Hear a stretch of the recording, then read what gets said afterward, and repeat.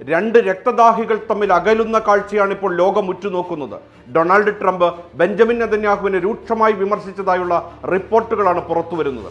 Phone സംഭാഷണത്തിനിടെ വെടിനിർത്തൽ കരാർ നിലനിൽക്കെ ലബനാനിൽ ആക്രമണം ശക്തമാക്കിയതിന്റെ പേരിൽ നെതന്യാഹുവിനെ ട്രംപ് രൂക്ഷമായ ഭാഷയിൽ കുറ്റപ്പെടുത്തിയെന്നാണ് US മാധ്യമമായ ആക്സിയോസ് റിപ്പോർട്ട് ചെയ്യുന്നത്.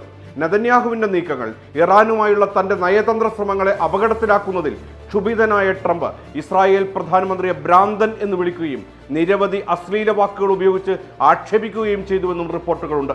ഇത്തരം പ്രവർത്തനങ്ങൾ ലോകവേദിയിൽ ഇസ്രായേലിന്റെ യശസ്സിന് കോട്ടം തട്ടിക്കുമെന്ന് ട്രംപ് മുന്നറിയിപ്പ് നൽകിയതായും രണ്ട് US ഉദ്യോഗസ്ഥരെയും പേര് വെളിപ്പെടുത്താത്ത മറ്റൊരാളെയും ഉദ്ധരിച്ച് ആക്സിയോസ് റിപ്പോർട്ട് ചെയ്തു. നിങ്ങൾക്ക് ഭ്രാന്താണ്, ഞാൻ ഇല്ലായിരുന്നെങ്കിൽ നിങ്ങൾ ജയിലിലാകുമായിരുന്നു. ഇപ്പോൾ എല്ലാവരും നിങ്ങളെ വെറുക്കുന്നു, ഇതുമൂലം എല്ലാവരും ഇസ്രായേലിനെ വെറുക്കുന്നുവെന്നും ട്രംപ് നെതന്യാഹുവിനോട് പറഞ്ഞതായാണ് വെളിപ്പെടുത്തൽ. എന്നാൽ ഇതിനുശേഷം നിലപാടിൽ മാറ്റമില്ലെന്നത് തെളിയിക്കുന്നതായിരുന്നു നെതന്യാഹുവിന്റെ പരസ്യ പ്രസ്താവന. ഞങ്ങളുടെ നിലപാട് അതേപടി തുടരുന്നുവെന്ന് നെതന്യാഹു സമൂഹ മാധ്യമത്തിൽ കുറിച്ചു. എന്നാൽ ഈ സംഭാഷണത്തിന് ശേഷം ഇസ്രായേലും ഹിസ്ബുല്ലയും തമ്മിലുള്ള പോരാട്ടം അവസാനിപ്പിക്കാൻ ധാരണയിലെത്തിയതായി അമേരിക്കൻ പ്രസിഡന്റ് ഡൊണാൾഡ് ട്രംപ് അറിയിച്ചു. ബൈറൂത്തിന്റെ തെക്കൻ പ്രദേശങ്ങളിലേക്ക് നടത്താനിരുന്ന സൈനിക മുന്നേറ്റം ഉപേക്ഷിക്കാൻ ഇസ്രായേൽ സമ്മതിച്ചതായും പകരം ഹിസ്ബുല്ല ഇസ്രായേലിന് നേരെയുള്ള ആക്രമണങ്ങൾ നിർത്തിവെക്കാൻ തയ്യാറായതായും ട്രംപ് പറയുന്നു. ലബനാനിലെ ഇസ്രായേൽ ആക്രമണത്തെ ലോകരാജ്യങ്ങൾ ശക്തമായി അപലപിച്ചു. ഇസ്രായേലിന്റെ ആക്രമണത്തിന് യാതൊരു ന്യായീകരണവുമില്ലെന്ന് ഫ്രഞ്ച് പ്രസിഡന്റ് ഇമ്മാനുവൽ മാക്രോൺ പറഞ്ഞു. സൈനിക നടപടികൾ നിർത്തിവെക്കാൻ UK വിദേശകാര്യ സെക്രട്ടറി വൈറ്റ് കൂപ്പർ ആവശ്യപ്പെട്ടു. ഇതിനിടെ ഇറാൻ എല്ലാ അർത്ഥത്തിലും കരുത്തരാവുകയാണ്.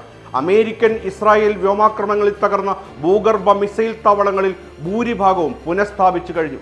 ആക്രമണങ്ങളിൽ തകർന്ന 69 തുരങ്ക കവാടങ്ങളിൽ 50 എണ്ണവും ഇറാൻ ഇതിനകം തന്നെ ഗതാഗത യോഗ്യമാക്കി.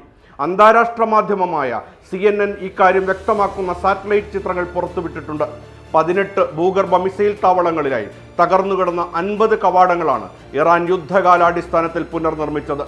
ഇറാന്റെ മിസൈൽ വിക്ഷേപണ ശേഷി തടയുന്നതിനായി തുരങ്ക കവാടങ്ങളും റോഡുകളുമായിരുന്നു അമേരിക്കയും ഇസ്രായേലും പ്രധാനമായും ലക്ഷ്യമിട്ടിരുന്നത്. ഇറാന്റെ മിസൈലുകളിൽ ഭൂരിഭാഗവും ഭൂമിക്കടിയിൽ സുരക്ഷിതമായി സൂക്ഷിച്ചിരുന്നതിനാൽ കേടുപാടുകൾ കൂടാതെ അതിജീവിച്ചു.